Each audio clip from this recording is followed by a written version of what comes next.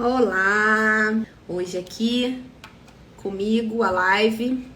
Vamos começar a falar um pouquinho com vocês sobre nosso objetivo aqui no Orientando, né? É sempre conversar com vocês, falar com vocês, ajudar vocês a ter mais segurança no trabalho com os pais, para melhorar a relação entre pais e filhos e viver da psicologia, viver da sua profissão, né?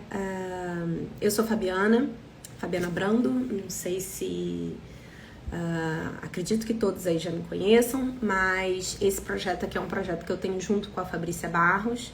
Nós somos especialistas em orientação parental e queríamos convidar vocês hoje para falar sobre separação de pais. Esse é um assunto crítico, né? Tanto na clínica infantil quanto na orientação parental e exige de nós um manejo específico e a gente precisa de alguns cuidados específicos, um manejo muito singular desses casos. E aí por isso que eu vim aqui nessa live conversar com vocês. Eu, tanto na clínica infantil quanto na orientação parental, peguei diversos casos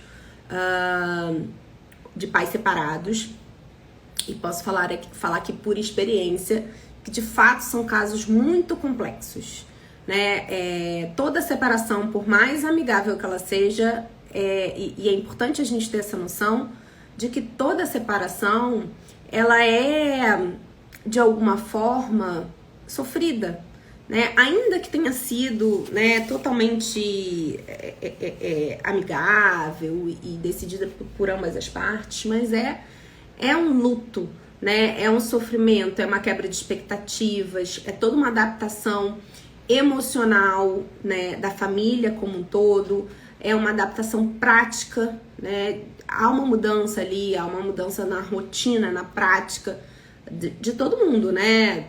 Da pessoa que fica na própria casa, na pessoa que sai, que monta uma outra casa, para a criança que começa a ter um outro ambiente, que precisa se sentir segura e precisa construir segurança, mas que ainda não tem.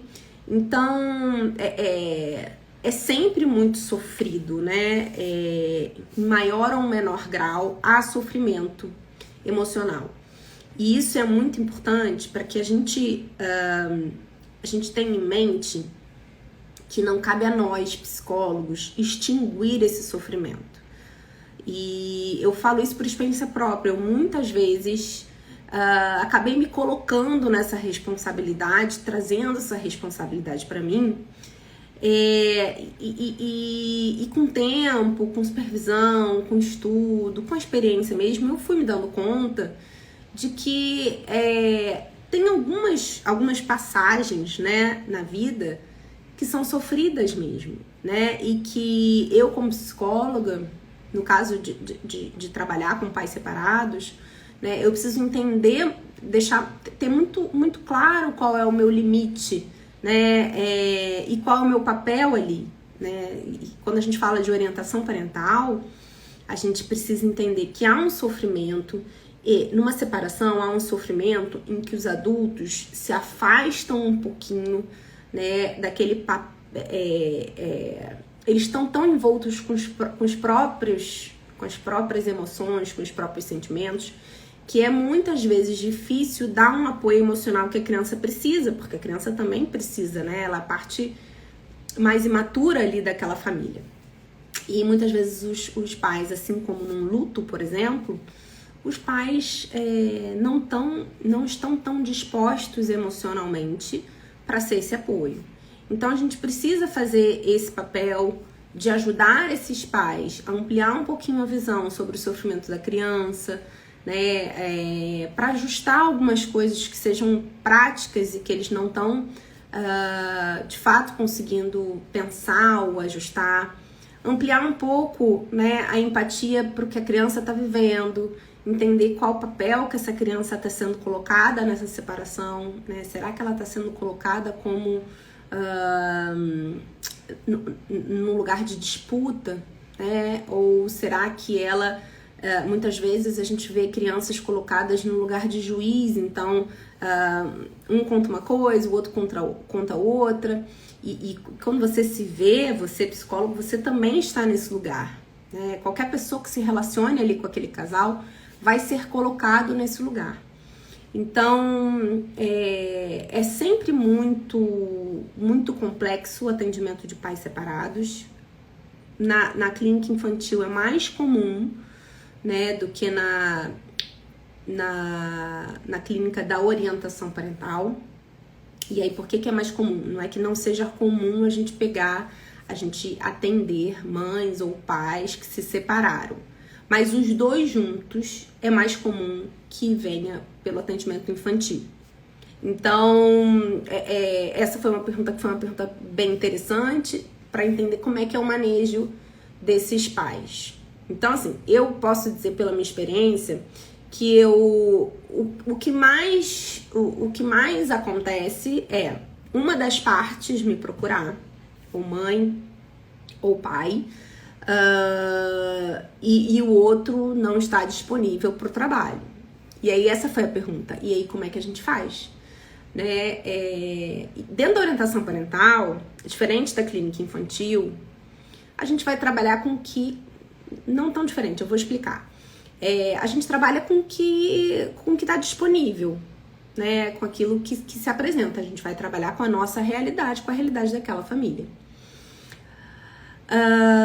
Na clínica infantil tem uma diferença. Por quê? Quando você atende a criança, você tem por responsabilidade ética informar aos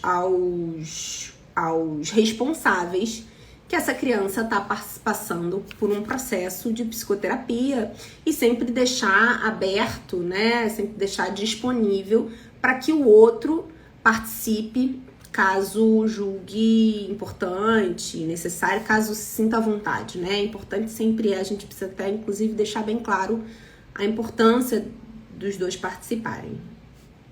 Então, a gente tem por dever, por responsabilidade ética, informar aos responsáveis, afinal, a gente está falando de um menor de idade, né? De que aquele menor passa a partir de tal data, estar num processo de psicoterapia e que convidando, né, deixando sempre muita vontade para aquele outro responsável participe, né? Diferente da orientação parental, porque a orientação parental, quem nos busca é um adulto que quer ali trabalhar com você o recorte da parentalidade, o papel parental. Tá? Esse recorte é um recorte muito específico, ele não tá ali para terapia da criança. E aí a gente vai trabalhar com aquilo que é possível. A gente vai trabalhar com a realidade, por exemplo, se é uma mãe que te procurou e que tem uma filha, né, de uma separação e que o ex-marido não quer participar, ou que o ex-marido não quer se empenhar, ou que o ex-marido não participa, ou enfim, que ele só o prejudica. A gente vai trabalhar com aquilo que ela tem. A gente até pode trabalhar, ajudá-la um pouco nessa comunicação com esse outro, mas vai ser sempre a partir dela. Já aconteceu de eu receber a mãe e essa mãe conversar, ter minimamente uma comunicação e o pai topar, né? E eu fazer o processo com os dois. Já teve situações em que os dois estavam caindo no pau na justiça, mas foi até no meio da pandemia. No meio da pandemia precisavam, né, de alguma...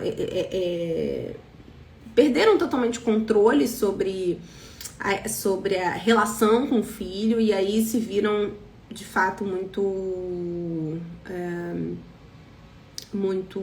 inseguros, e aí me buscaram, apesar deles estarem numa disputa, né, inclusive judicial, me procuraram e fizeram um trabalho os dois juntos, né, sempre de uma forma muito complexa, mas foi possível, e que bom. Eu acho que a gente teve alguns avanços e outros nem tanto, porque havia ali um limite, e era sobre esse limite que eu estava falando um pouquinho no início da live, né?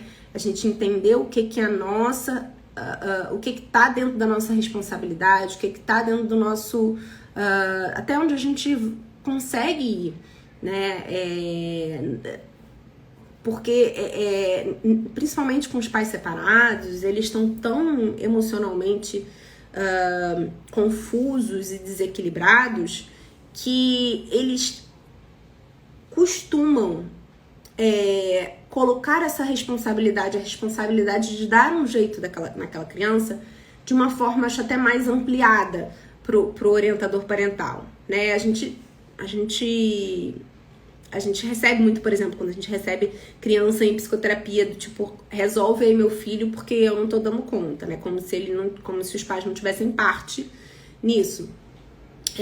A gente recebe pais assim em orientação parental, mas especificamente nos processos de separação, esses pais, eles estão limitados emocionalmente, eles estão precisando viver o próprio luto, né, as próprias dificuldades, as próprias inseguranças e desregulações, e aí muitas vezes eles nos convidam para esse papel de resolver o problema da criança.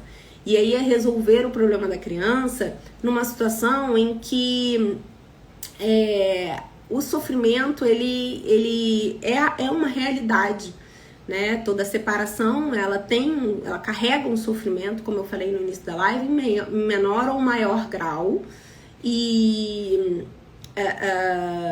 são etapas de um luto que precisam ser vividas, e que há uma desregulação emocional da família como um todo, né? Quiçá dessa criança que é imatura emocionalmente, né?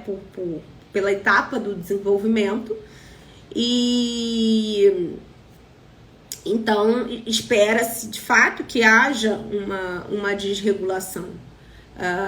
A gente entende que há um período de desregulação, e conforme as etapas forem passando, posteriormente, daí a algum tempo, e aí as pesquisas, e é interessante a gente quando vai buscar as pesquisas científicas sobre separação, a gente encontra aí um consenso de que há uma média aí de uns 2 anos, né, onde os problemas familiares entre a família são mais aguçados, né? Então a gente entende que existe uma etapa, existe um processo, existe uma readaptação daquela família a essa nova realidade, e lembrando que esses pais estão emocionalmente mais limitados. Então vamos pensar o seguinte: os pais, quando nos buscam, eles já muitas vezes eles têm suas limitações emocionais, eles têm, por exemplo, uma dificuldade de se regular emocionalmente, e aí a gente vai precisar trabalhar nessa consciência, nessa conscientização, para que ele ajude o filho a se regular, né? E aí você imagina isso, né, adicionado então a esse sofrimento, a essa desregulação, né, essa readaptação emocional. Então é sempre muito complexo o atendimento de famílias que passam por um divórcio ou por uma separação. Então acho que eu falei aqui alguns pontos que são importantes para a gente ter em mente, que é entender qual é o nosso papel, qual é a nossa responsabilidade. Nossa responsabilidade não é extinguir o sofrimento, né, é ajudar aqueles pais a terem mais consciência das suas escolhas, de qual lugar que tá dando aquele filho, né? Aquele filho, ele tá se tá se exigindo mais maturidade do que ele pode dar, né? Muitas vezes uma criança de 7, 8 anos ela tem acesso a informações que ela não tem maturidade, nem maturidade emocional, nem maturidade às vezes cognitiva para compreender. E a gente precisa dar essa informação, a gente precisa talvez ajudar esses pais a enxergarem o convite que eles estão fazendo ao filho, né? Às vezes é o convite da aliança, não, olha, seu pai fez isso, ou sua mãe fez isso, né? Principalmente quando há traição. Então, esses convites da criança a se aliar, a brigar com o outro, são convites que geram muito adoecimento para as crianças, né? Então, a gente precisa ajudar esses pais a terem mais consciência desse processo, né? E sempre levantar, ajudá-los a terem um olhar mais empático para essa criança, para o sofrimento também dessa criança, né? Em algumas situações, por exemplo, eu tive que...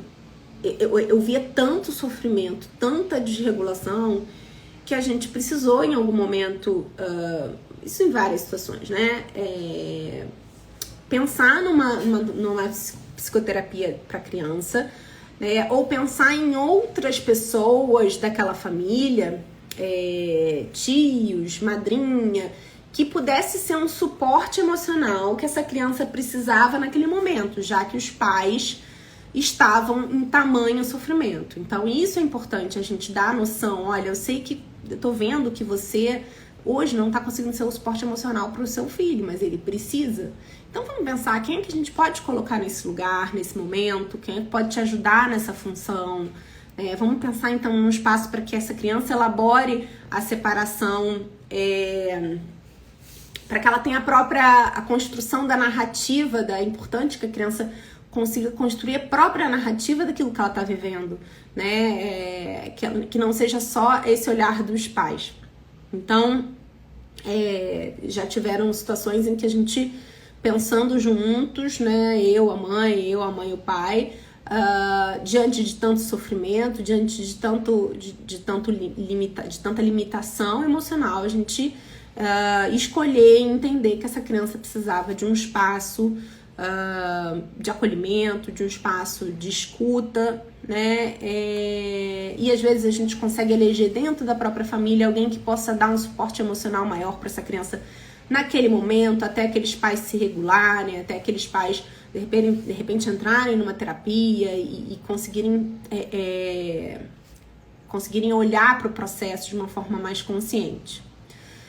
Então acho que essas são as primeiras questões que eu queria colocar aqui para vocês, né? Que é do limite, da responsabilidade, da gente entender qual vai ser o nosso papel nesse momento tão crítico, né? É importante a gente ter a noção do que as pesquisas mostram como média de um maior sofrimento, que são esses 2 primeiros anos iniciais. É natural que a gente pense, né? Que nos dois, em algo tão longo, porque é uma readaptação prática, né? Então vai dormir na casa de quem? E aí, nos mínimos detalhes, gente, quantos dias passa, quem é que busca, se a roupa vai e volta, são os detalhes que a gente não pensa, mas que no dia a dia isso vai dando um desgaste, né? Um desgaste, inclusive, cognitivo, de muito mais exigência cognitiva para tomada de decisões, né? Então não é um período, de fato, um período fácil. A questão, que eu acho que é a questão mais importante quando a gente lida com os pais separados, que é a questão do cuidado que a gente precisa ter, e isso eu trago muito como referência da terapia familiar, né? Do cuidado que a gente precisa ter com as alianças que a gente vai ser convocado a tomar, né, a fazer. Então, se você atende principalmente os pais, os dois, né, nesse momento de separação, você vai o tempo inteiro ser convidada a formar alianças. Esse convite, ele pode ser direto, mas ele pode ser muito velado, né? Ele pode ser muito até inconsciente da outra parte, né? A mágoa às vezes é tanta que há sempre um convite para essa terceira pessoa que se inclui nesse processo, a triangulação, né? Então é um cuidado que a gente precisa ter, assim, triplicado quando a gente atende pais no processo de separação. E aí eu tô falando desses 2 primeiros anos que a gente tem como média, né? Porque não sei se vocês conseguem ter essa visão, que eu particularmente tenho da minha experiência, que quando a gente pega assim casais que já estão separados há 5 anos, há 3, 4 anos, já há ali uma adaptação, uma adaptação inicial daquela família, e você consegue trabalhar as coisas com menos mágoa, com menos erupção emocional. Quando você pega a coisa ali que acabou de acontecer, ou que, enfim, aconteceu há poucos meses, aí você vai ser convocado para essa aliança, não vai ter jeito, né?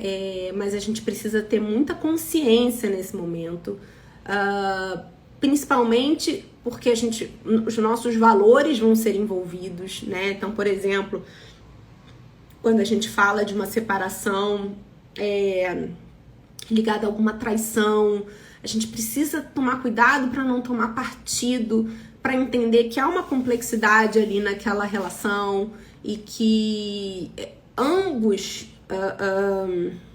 foram direcionados para essa situação, né? Cada um com a sua responsabilidade ou não, enfim. Então a gente precisa tomar cuidado para a gente para que os nossos valores, para que os nossos conceitos, os nossos julgamentos não interfiram nessa relação, e para que você não se veja aliada de alguma parte, porque isso é muito ruim para o trabalho, para a confiança de ambas as partes, né, para a própria criança. Você precisa, o que eu sempre falo, né, para os pais que quando começam a falar muito mal do outro, quando começam a perguntar, você não acha isso, você não acha aquilo, né, a gente precisa tomar muito cuidado. Nem eu evito concordar com a minha cabeça, assim, se vocês repararem nas lives, a Fabrícia tá falando, eu tô concordando assim com a cabeça. Então, no atendimento de pais separados, eu tomo cuidado até com a minha postura corporal, para que eu não concorde, ou para que aquela pessoa não se sinta, não sinta força naquela aliança, né? Porque o que eu tento o tempo todo é trazer para a realidade. Bom, tal pessoa não tá aqui, né, para que eu trabalhe isso com ele. Quem tá aqui é você. Então vamos olhar para você, vamos olhar para sua relação com seu filho, vamos olhar para sua relação com o que está acontecendo com X pessoa, né? O que você pode fazer? Essa é uma pontuação que a gente precisa fazer para que a gente não se coloque nesse lugar de aliados, né? Então, assim, evitar concordar, né? Porque ele faz isso, ele faz aquilo, você não viu ele fazendo isso, fazendo aquilo. É um jeito que a gente precisa ter para lidar com isso, que é muito delicado, né? Por exemplo, a gente precisa tomar cuidado com as informações que a gente passa, principalmente quando a gente está atendendo criança, né? Para que a gente passe as mesmas informações para os dois, sempre, para que os dois sintam que há ali uma comunicação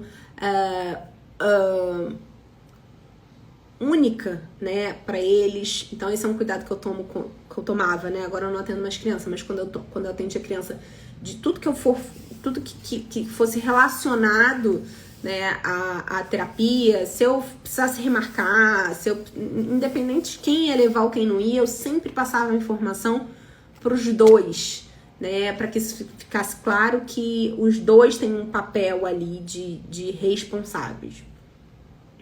Então essas alianças são a triangulação a qual você é convidada. Eu acho que é um dos principais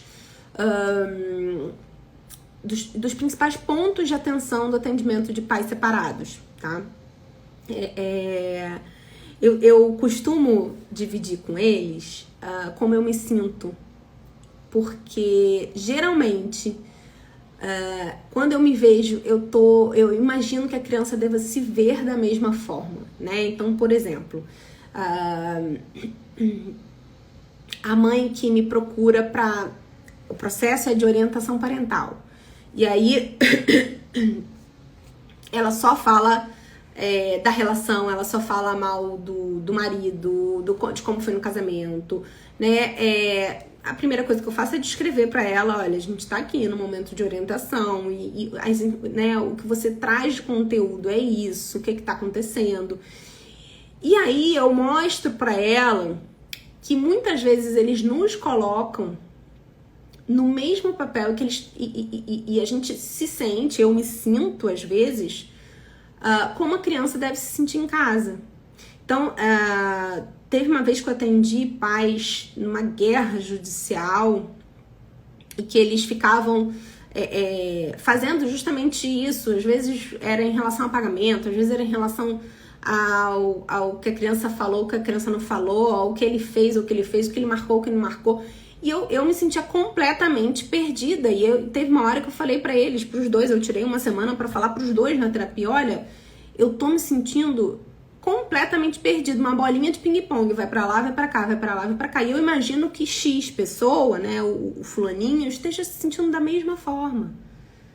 E isso é uma forma bacana, assim, de você trazer pra relação, de você mostrar como você tá se sentindo, para que eles passem a ter mais consciência do que estão fazendo com a criança. Bom, eu acho que eu consegui falar, assim, dos pontos mais importantes. Então, só relembrando aqui o que eu falei um pouco sobre o processo de divórcio, sobre o sofrimento que é comum, né, e esperado diante de uma separação, seja ela amigável ou não. Então, maior ou menor grau, sempre haverá sofrimento e uma readaptação emocional, uma readaptação prática, né, daquela família. E falei um pouquinho sobre a nossa responsabilidade, para que a gente não se coloque na responsabilidade de extinguir esse sofrimento, porque esse sofrimento é algo que